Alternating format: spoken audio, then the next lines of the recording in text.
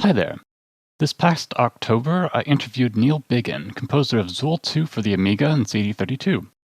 We walked through his life as a musician in the games industry and covered a lot of ground.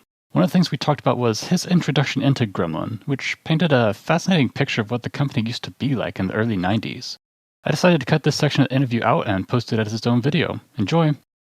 At that particular point, I was at work. I had an office job working for the government, and I saw an advert in the newspaper saying musicians wanted for a video game company. And the video game company was Gremlin Graphics, who became Gremlin Interactive. And this tiny little advert said, write to us for further information. I thought, well, this sounds really interesting. And I thought, what do I have to do? So I contacted them. They sent me a letter, and the letter said, I can't remember if it was 4 or 5 tracks, but Those four, yeah. it was 4. Okay. We would like you to write a soundtrack, one song for each of these types of games. So I think there was an adventure game, a platform game, a soccer game. I can't remember what the other one was. Shoot 'em ups hadn't been invented by them. I think it was a racing game. Racing game, that's right.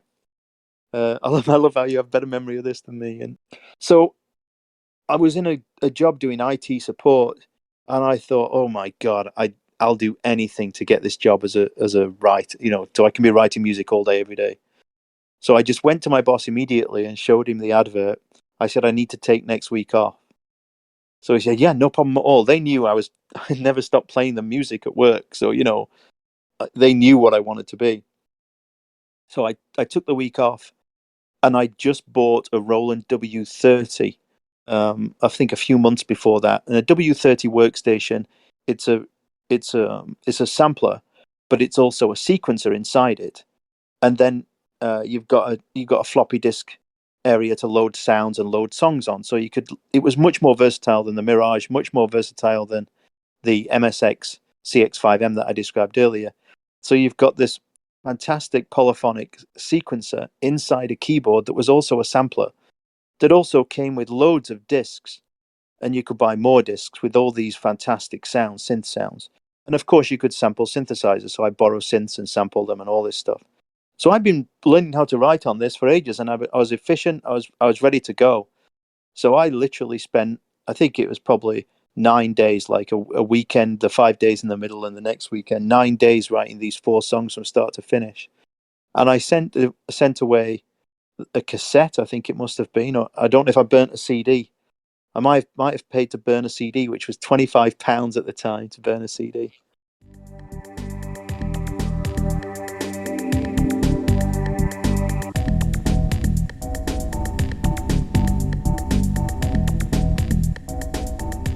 And I sent it off, and there were 250 applicants, and they told me when I went for the interview that it was between me and someone from the orchestra, I believe.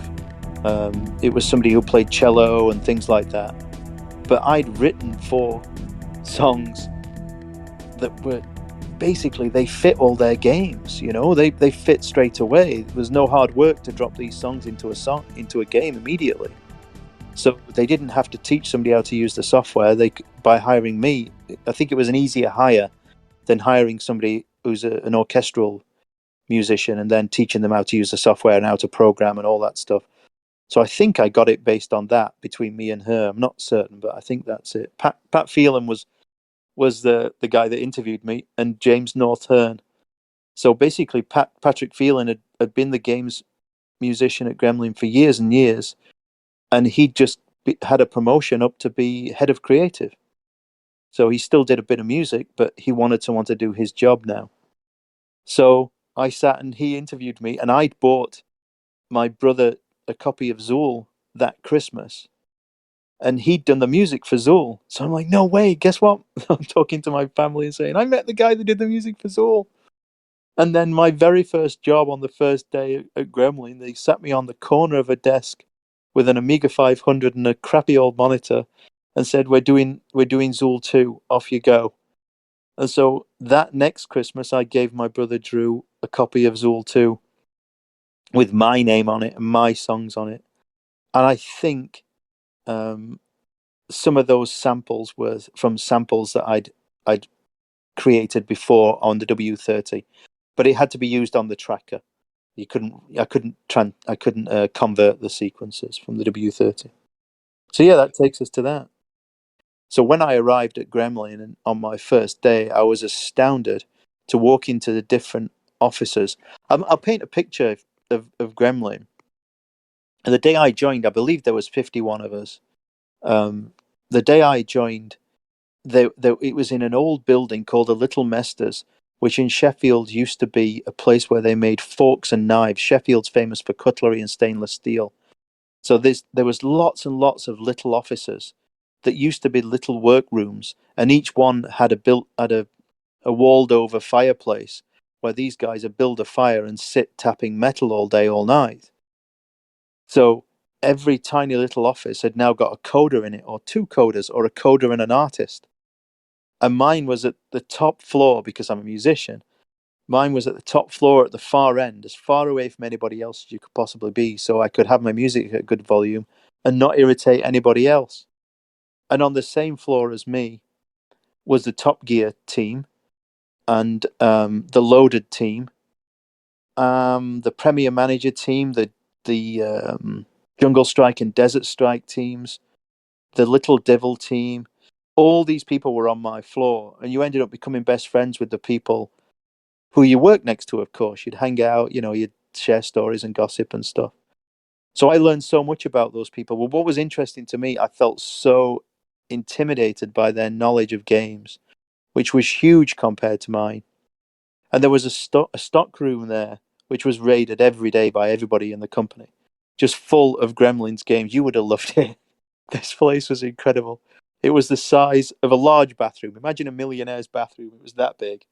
And it was ceiling to ceiling to floor, boxes of games from Commodore 64 to Amiga, and then of course later on PlayStation. It was T-shirts, it was everything you could imagine. But on top of that, you'd also got badges and freebies and things that were given away, T-shirts and hats and God knows what. But then, because of Zool, Zool was sponsored by Chupa Chups. Chupa Chups are lollipops. I believe that design was designed by Picasso as well, Chupa Chups. Anyway, It was, yeah. yeah. Quick note from the future, it was not Picasso. It was Salvador Dali. Picasso actually was alive at the time, but did not do this. Okay, back to the interview. So we got literally hundreds and hundreds of Chupa Chups lollipops in this stock room, and every day you could see people walking all over Gremlin eating Chupa Chups for years until these things were. The last one was finally stolen from the stock room. It was such a fun time. But there were games in there that I'd seen in magazines that I'd no idea were Gremlins, like Hero Quest and old driving games and Monty the Mole and all these things that I'd seen pictures of, but I'd never played. I wasn't a Commodore 64 guy. So I didn't know the history and I didn't know who these people were.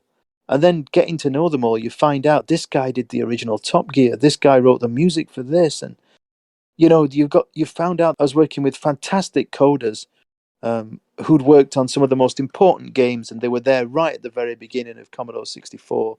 Just legends, some of them. And I felt like I was really intimidated. You walk into one of their offices, and there were wall to wall posters of games, either that they'd worked on or games that they loved, or they became increasingly covered with things like Gillian Anderson pictures or things like that from X-Files when that happened. But basically, this obsession they all had with games, and we'd finished for lunch at 12:30 and come back to work at 1:30. Between 12:30 and 1:30, everybody was playing games. So you weren't just making games; you were then playing games immediately. And these guys went home and played games all night. I never did that. I never played games at night. Once I worked at Gremlin, I got married. I went home and I hung out with my wife, and I did wifely things. I was never interested in taking my work home.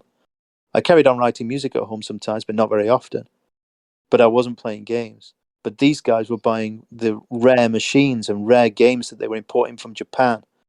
And at lunchtime, we'd play games like Super Bomberman.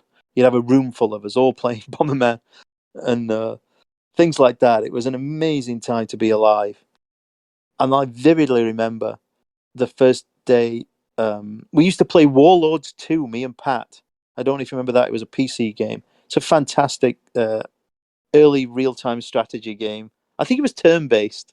You're moving your armies from here to there. It's a brilliant game. Even Yeah, I now, don't remember that one. it's a great game. Watch a little 2-minute video on it. It's a really cool game, and they still use the ideas from that today. You can still see so many of the ideas from that today. So we used to play that, and then out of nowhere, Doom 2 arrived, and the internet arrived, and then a local area network arrived, a LAN arrived, and all of a sudden, every one of these bedrooms turned into offices are all connected. And right then, we got this game called Doom 2, and we could play hide and seek with guns on our computers against each other, all the same floor. So we're shooting each other, hiding from each other, and shouting insults and swearing at each other all up and down the corridors for an hour, every single lunchtime. It was a doom fest. Just absolute madness. Yeah, I heard that was like an epidemic when Doom was released with multiplayer and offices. Yeah, productivity just dropped everywhere is what I hear anyway. Yeah, it would have. It didn't in our place because we had to make our own games and we wanted to get back to work. I don't think there was a lot of productivity lost because we wanted to get back to work, but my God, every second of every lunch hour was taken up by Doom 2. And then at that point, for me, other games started to be an influence. I never copied anybody else. I never was influenced like by a particular composer. But then I started listening to the sounds and thinking, this is really interesting how they've done that. I wonder I should be upping my game. I should be getting better at sound effects and then getting better at speech. So it was an important time. You have to go back a little bit. Your first days at Gremlin, it sounds to me like you basically sat down next to Pat and were like being shown, here's how you work the Amiga. Let's make some tunes. Exactly that. Yeah. There was the room full of all the nuts and bolts and the half finished, the half built snares and whatever, all the machines that were out at the time. The room where they were all in pieces had a desk on it with a little room on the corner, and that was the only space they had for me. So literally, I wasn't even sat correctly at the desk. I was on the corner of it, and so you could put one leg either side of this. I'll never forget it. One leg either side of this pole that was holding up the desk, and then they brought me this grotty-looking old Amiga A500. And he said, "This is how you're going to write music." I'm like, "What? How can you write on this? Where's the keyboard plug-in?" "No, you don't. You just press the A, D, S, F, R." "What? So I have to press this to make the song?" He said, "Yeah, but you're not going to be playing chords in the same way. This is sample-based. So you'll be doing monophonic sequencing using samples, which means you could have a sample of a chord. You press the letter S, and that chord plays in this way. You press the D, and it plays it in a different way." So it was just like a sampler, but inside the Amiga. So I immediately went to the stationers, WH Smith's in England, and bought little black and white stickers and put them on the keys so I knew where I was. And immediately, day one, there I am with, it was called Pro Tracker, I think. I think mine was called Yeah, that's it. Pro Tracker or Sub Tracker. I can't remember which. Pro Tracker, I think. We didn't use the one that everybody else used. We used a slightly different one, which is better.